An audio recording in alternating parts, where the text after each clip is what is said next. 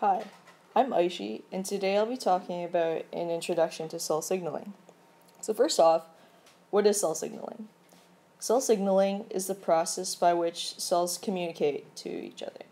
So it's how they receive and send messages, and this is especially important when cells need to work together in some way, for example, in a multicellular organism.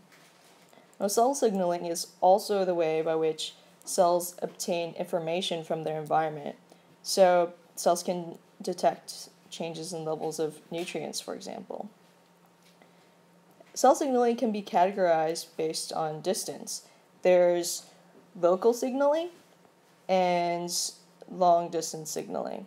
So let's first go over local signaling.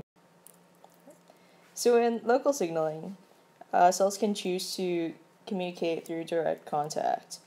Both plant cells and animal cells are able to form cell junctions, and in animal cells these are called gap junctions, and in plants these are plasmodesmata. And in these cell junctions, the molecules can flow between the cells without having to cross any plasma membrane barriers. Another way cells can communicate through direct contact is by cell surface molecules that allow cell-cell recognition. Cells can also do local signaling through the secretion of molecules into the extracellular fluid, and this is called paracrine signaling.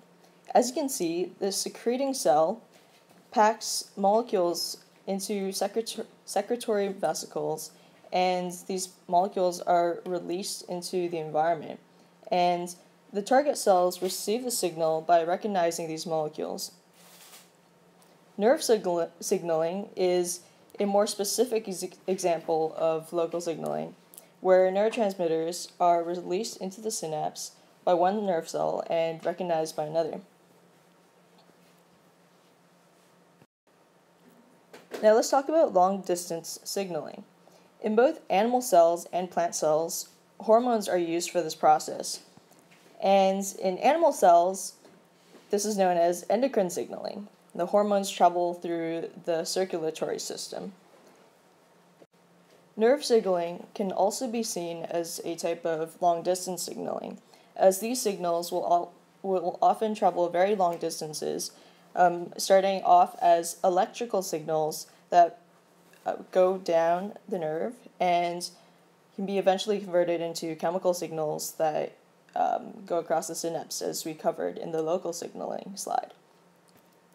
Now in plants, these are, again, they're also called hormones, and these hormones can travel via vessels, and they can also diffuse through cells, or they can travel through the air as a gas.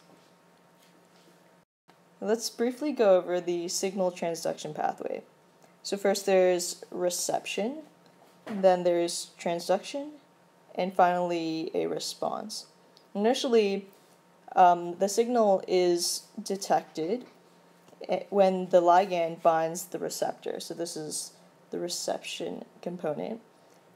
And then we need to convert the signal into a form that will produce a cellular response. So this happens during transduction. When the receptor changes in some way, this initiates the transduction process, and it's usually transduction usually composes of a series of events, and this allows for amplification of the signal. So essentially the initial signal is converted.